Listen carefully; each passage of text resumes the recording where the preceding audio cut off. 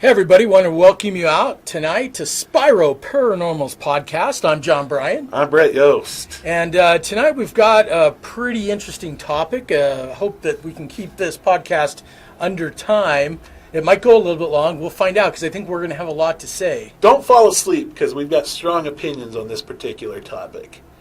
As many of you may know from our Facebook posts, and if you watched TV last week at all or A&E, you saw a certain Ghost Hunters episode featuring Pocatello High School.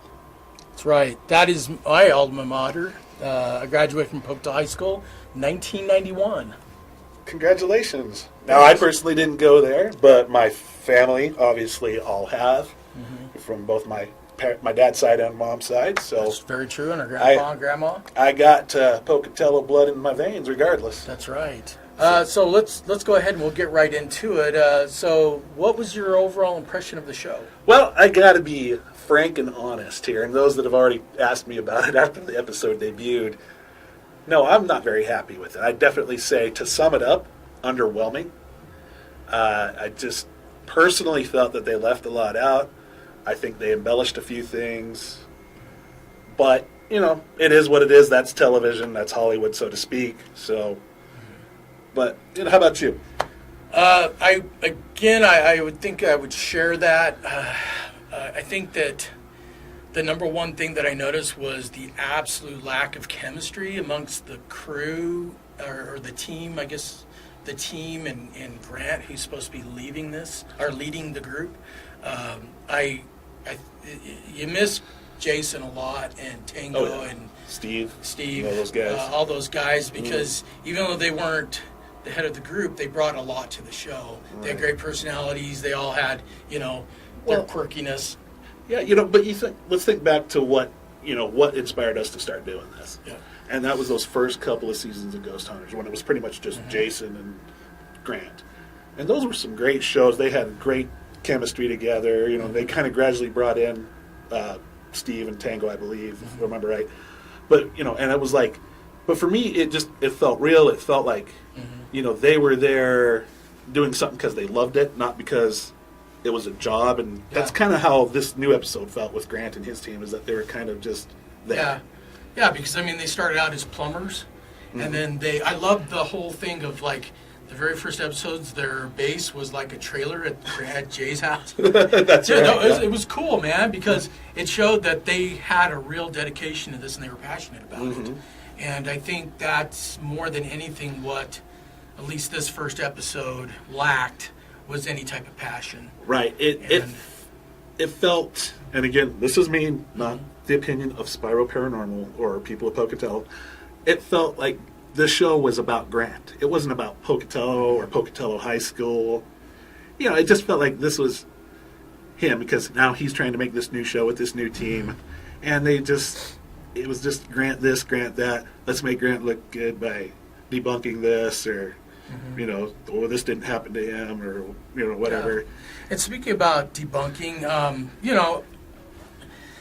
I've always, when people ask me about the paranormal, and what our approach is to the paranormal, how that we research it. One of the things I've always said is, how do you quantify the unquantifiable? Right. That's why I'm a strong believer that the only way to put any type of scientific research to this is through the social sciences, because you cannot study this through hard science. It's impossible. Yeah. You might as well, it's the same as, can you study the existence of God through hard science? Yeah. No, because they're two ends of the spectrum. Kind of the same thing here. We're dealing with, belief of what happens after we die, and that the soul continues. Yeah. If you were to put hard science to it, there's no place for that in hard science. Yeah, we've had that discussion a lot. They just basically would say, well, it's like a light bulb going out, and you just no longer exist. Yeah. I don't believe that. I think we've been doing this too long to believe exactly. That. And, as an anthropologist, I don't know if we've ever talked about, some of our qualifications. maybe for another podcast. I Maybe think for we've talked another briefly podcast. about it, but not why We should do it. do a podcast on why we started doing this. Yeah, I think that'd help. But as an anthropologist, there's room in anthropology, sociology. I don't know so much about psychology because psychology. Well, I don't know. if you throw in A emotional smidge, connections I guess. and why things attach to stuff. But I think that sociology and anthropology are definitely the areas too. If you need a scientific structure in which to organize it, those are the places to do it. Well, Anyway, so one of the things that I wanted to touch on was I wrote a book. did you? I did. In case you didn't know that, Yes. we actually knew that because we've been knowing that for a few years. The book's been out for what, 5-6 years? Yes. Ghost of Pocatello, if I remember right, Ghost John. of Pocatello. And Chapter 14 is really good. it is. Chapter 14 is about Bret and But anyways, one of his experiences. But I wanted to talk a little bit about, because in my book there are 3 stories about Pocatello High. And in the very front of my book, in the prologue, I talk about how this book is not meant to be a factual history. This is an oral tradition. The same as like traditional people have oral stories about everything from where did man come from to why we're here to, who are the gods that control the rain or the crops or whatever. the story's passed on from Exactly. generation to generation, so to speak. Exactly. If you really want to go with that. And as anybody knows, these stories aren't 100% factual. They're stories that have grown over time from generation, being passed down from generation to generation, but they have truth mixed in there. Yep. And so you cannot just say, oh, these stories are stupid. You have to listen to them because that's what we have. Mm-hmm. Traditional man was a lot smarter than what we give them credit for. In fact, in a lot of ways, they were smarter than us. And The way we're going, they're far ahead of us. Exactly. And so these stories are the way that, that they pass down knowledge, and you need to understand that and understand what they were talking about. Right. So one of the things I wanted to cover was the most famous incident in Pocatello High School, which was the lights, the Christmas event where the ghostly figure was caught in the security camera and the lights were going on and off. Oh, yes. We need to talk a little bit about, because I think that this event's been oversimplified, and there's a lot more to the story that's never been told. When I think back of a particular episode of Ghost Hunters that just aired that we're talking about, they're showing footage from another electronic object. Mm-hmm. It's not the direct Pocatello High footage. Mm-hmm. It's a camera filming something on a computer. It's an iPhone filming a monitor. Yeah. And so with 12 screens. And when you do that, you get distortions, you get wavy lines, that sort of thing. Yes. Right. And, Grant made a point to pretty much, let's debunk this right off the bat. Mm-hmm. And so they climb the ladder, and, there's a cobweb by the camera. Yeah. How many cameras, first of all, are in Pocatello High? Over 2 years later. Yeah. I just want to mention 3 years. 3 years. 3 years. 4 years, if I 3 remember years right. later, there's a cobweb. So they're saying Pocatello High, one, never dusts their electronic equipment, which I think is, BS for family purposes. 2, on all that footage, was there any other floaty devices, floaty things over cameras and that? No, all those pictures were pretty solid. Just this one screen had what we feel is the object moving. Exactly. In case you haven't picked up on it, we strongly disagree with Grant's debunking of it. Mm-hmm. Well, and as Paul Harvey would say, and now here's the rest of the story. Exactly. I like that. Okay, so there's a lot. That footage was captured, and it's what, a minute long? It's not very long at all. Barely, probably a minute, if that. Yeah. This is caught off an iPhone. The original footage has been erased. It doesn't exist anymore. Mm-hmm. But talking to the people that saw the original footage, there's a lot more to it that was never recorded.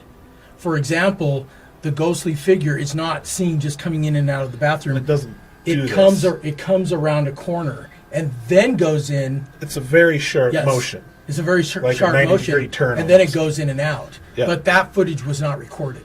Yeah. and it's never shown. Now, again, I'm talking secondhand. Right. Because I never saw the original footage. Right. I only saw, because they went and they deleted it for whatever reason. Because when it first came out, I think there was some issue with it. Yeah. Didn't want to scare the students, that kind of stuff, if I remember right. Okay, so let's talk about what else happened. Well, they talked about how the police were called. Mm-hmm. Oh, yeah. Well, they didn't talk about how when the police arrived, the police got all freaked out because the lights, as they walked down the hall, began to turn on in back of them, in front of them. It was just whatever light they were under. Whatever lights they were under would turn off. And then as they walked down the hall, the lights would turn off in back of them and turn on in front of them and follow them down the hall. Yep. Oh, no one ever talked about that. That seemed to be omitted conveniently. Yes. So, and again, I don't really care what people's opinions are those. It's not my purpose to convince people. But I also am a strong disbeliever in going in and going after something very specifically. I mean, you can talk about it and say, well, this is a possibility. But I do not agree with going in and saying definitively this is it. This is a cobweb. That's what your ghost is, and going in and out of the bathroom. And then we were talking before we started filming. The poor electrician they brought in to explain the lights blinking. That poor guy. Dude, if you're local here in Pocatello, Which I think he is. please reach out to us, SPIRO-Paranormal, because we'd love to talk to you about that whole talking to them and everything, because it just felt like they were kind of like directing you which way you were supposed to go. And I don't really understand what the purpose was. No, if he was to say that lights would flash like that because something's trying to draw power from it. He basically said, well, they're on ballast, so they flicker. Yeah. And then they're like, well, could this be caused by a ghost draining energy? And then he goes, why not? Sure.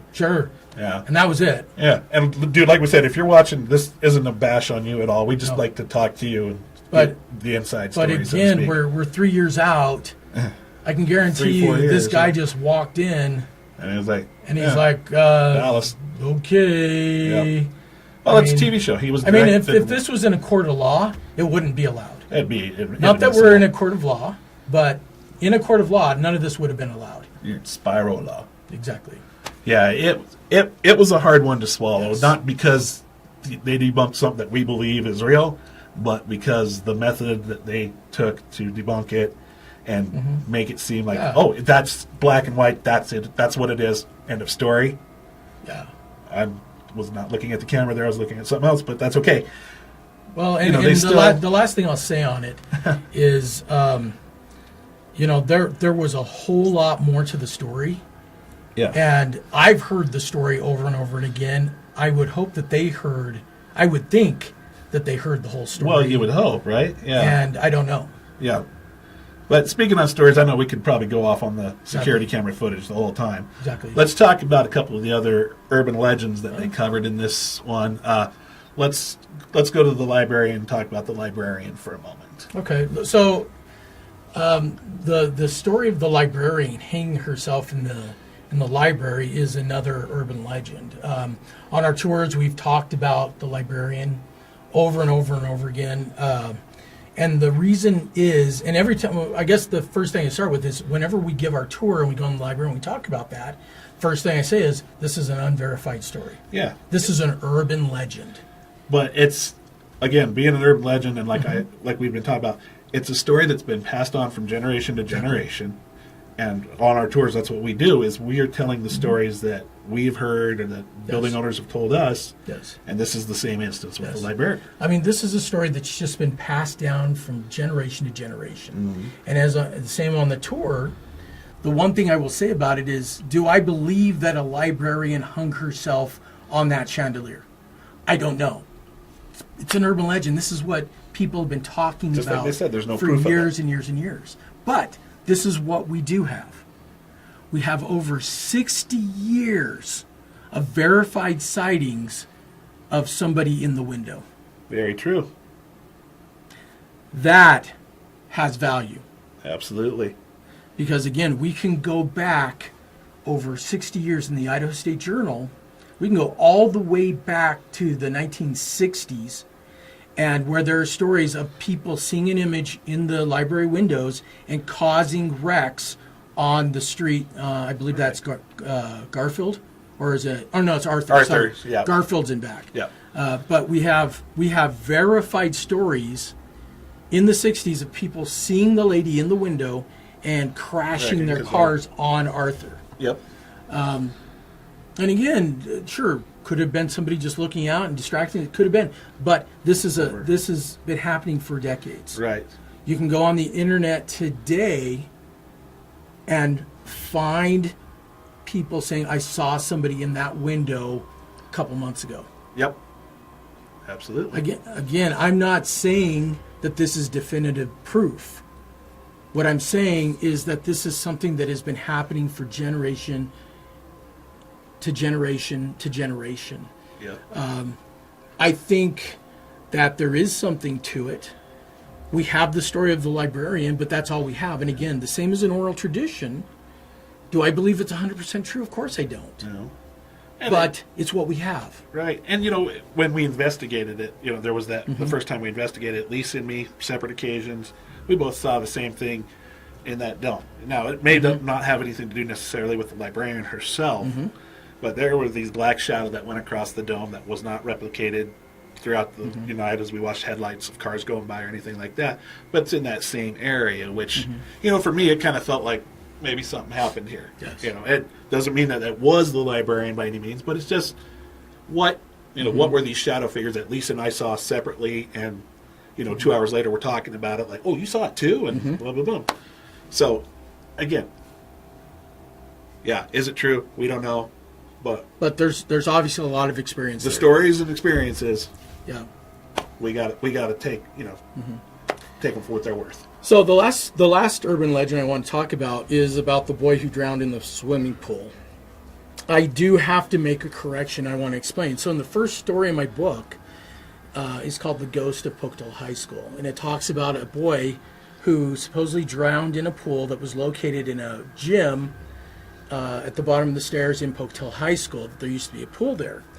Now the reason why in the book it's told that way, it's written that way, is because that story came directly from a janitor that when we did our first investigation, he told us the story about when he was working on Thanksgiving morning, and a boy in a brown jacket who was sopping wet all of a sudden came around the corner and was just standing there and freaked him out. And then when he said, "Hey, who are you?" and he just said, "Well, I came in to get out of the rain." It's like 5 o'clock in the morning. And he came to get in out of the rain. He says, "Well, I'm sorry, you can't be here, son." And he turns around, puts the mop in the bucket because he's mopping the area. And he turns around, the boy's gone. And then he goes out, and that's a long hallway. Yep, that is. And there's nobody there. Nope. All the doors are locked except for the bathrooms, which didn't have doors. And so he starts going into all the bathrooms, seeing if the boy ducked in there. Never found anybody. Yep. He is not the only one that has seen the boy. And also, there's supposedly a girl that is now showing up all wet. Yeah. They come in out of the rain. Yeah. And so, but this is the correction I do have to make. So as we have investigated, we found out they were very correct. There never was a pool in Pocatello High School. But the pool was across the street at the YMCA. And to your point with that, Yes. what's with the wet figure? Exactly. Or figures, boy. In the Exactly. The reason why it's inferred that the boy drowned in the pool is because we know that a boy did drown in the YMCA pool, which is directly across the street. It's not the YMCA was torn down; it's not there anymore. Right. It's now a parking lot next to the bank, but they still have the arcs for it. And it still says YMCA on it. Right. That's where the boy drowned, not in the school. Right. There, but it's always just been assumed. Because the boy was sopping wet, that maybe he was the boy that drowned in the pool. Mm-hmm. We're not saying that that's what it was, but it was an attempt to explain this apparition that has been seen by multiple people in the school. Right.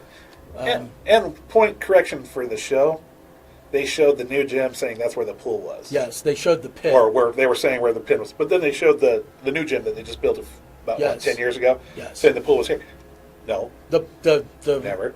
the gym that That was this the tennis supposed, courts. that was originally reported to where the pool was is at the bottom of these stairs and was never shown in the show. Right. Yeah, we've been in that one. But it's fine. I mean, because we now know that that was never a swimming pool. No. It was at the YMCA across the street. Right. But we did have some stuff happen in that little room we can't Yes, we explain did. either. Neither here And nor so there. again, that's all that I really have to say about that as a correction to my book.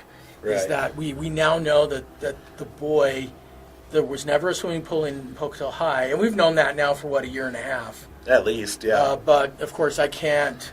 My book's been in print for 5 years. There's no Yeah. way I can go back and change that in the book at this point. So you It's do a been out revision. a revision, but we're not going to do that. Nah, it's pointless. And plus, why should we? Because why would we? Like you said from the beginning, the stories. The stories are not meant to be historical fact. No, but they're generational stories. They're generational stories. Goes They're on. urban legend. These types of oral tradition have value. And I hate to say this, but you know what? In 100 years, when I'm gone, and everybody who's listening to this podcast and everybody's done investigations, when we're all dead and gone, sorry, but my book's still going to be around. And Just like a cockroach and Twinkies. yeah, you're never going to get rid of that story at this point. On his tombstone, it's going to say, "By the way, did you know I wrote a book?" Yes, It will say that. it will. We need to write another one.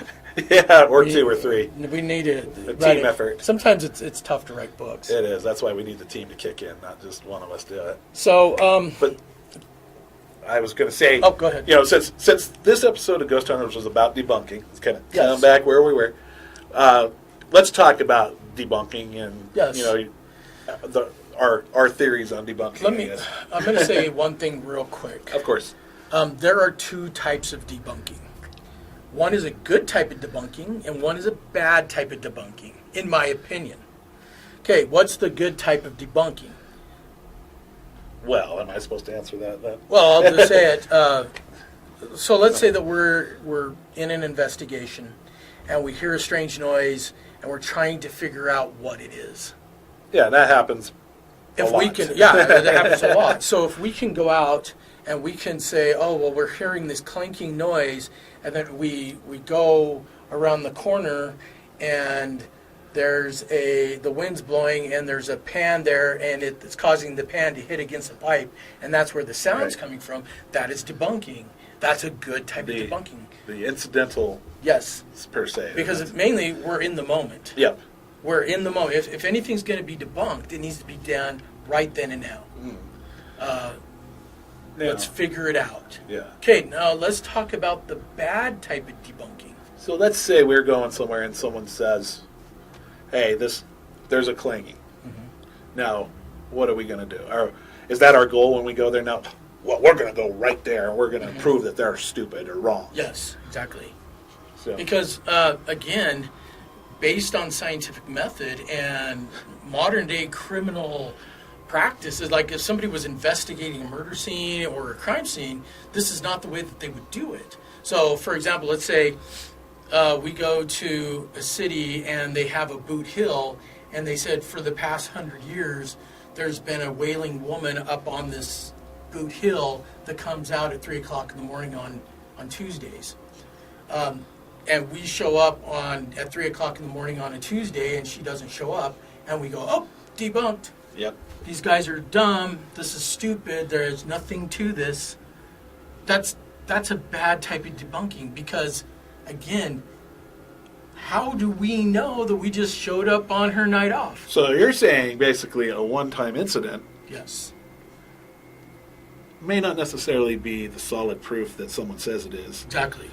if they're Exactly. in a debunking. We're talking about state of time. mind. We're talking about time and the amount of time that is in between reported incidents and the time that you investigate. I love it I mean, because this is what we've talked about. once again, you cannot quantify the unquantifiable. You Exactly. cannot come in and say, this is dumb, this is stupid, because this is what it is. You can come in and give your opinion, and you can come in and say, well, just looking at this is a possible explanation. How many times when Yeah. we go on, when we do the tour, for instance, when we're giving our presentation, we're talking about, hey, this is what we think it says. Exactly. This is what we think this EVP says. This is what we think this is in this video. Mm-hmm. And we we've got 50 people going through a building at a time looking at it, and Exactly. I don't know how many people come up and say, "Oh, I think I heard this," Yes. and oh, that could be very true. It might be saying that, not what we thought it said. I think that what the whole, and again, there's nothing wrong with being a skeptic. I'm not saying that.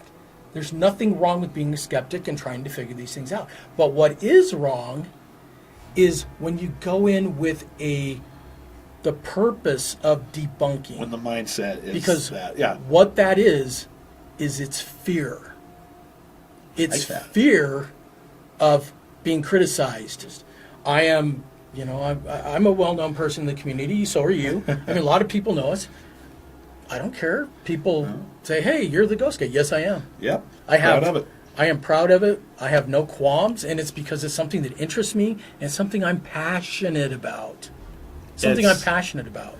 We wouldn't have been doing this the last 12, 14 years that we've been doing this now. For that many years and without, you think if we'd been burnt out, we'd have stopped a long time ago. Yes, we have Yeah, a great time doing it. Yeah. We provide service to the community. We learn great history. Mm-hmm. We get to go into cool buildings. We get to meet interesting people. All sorts of interesting people. I mean, that's why we do this. Yep. I'm passionate about it. So I think Yeah. we'll end this podcast with my advice. Just do what you're passionate about, and you'll be successful. Absolutely. Couldn't agree more. Yeah. So, well, we want to thank you for tuning in on our podcast here. And, if you have any awesome insight on that particular episode, you can always chime in on our Facebook chat page. Go to our SPIRO-Paranormal.com webpage or our Facebook page, SPIRO-Paranormal. Feel free to chime in, check us out, and please let us know what you think of that episode as well. We'd love to hear your guys' opinion. Got haunted history tours coming up. Even if, let's say you're listening to this after they're done, do them every October. Don't miss them. And so I guess we'll end it there. And I just want to wish everybody have a scary night.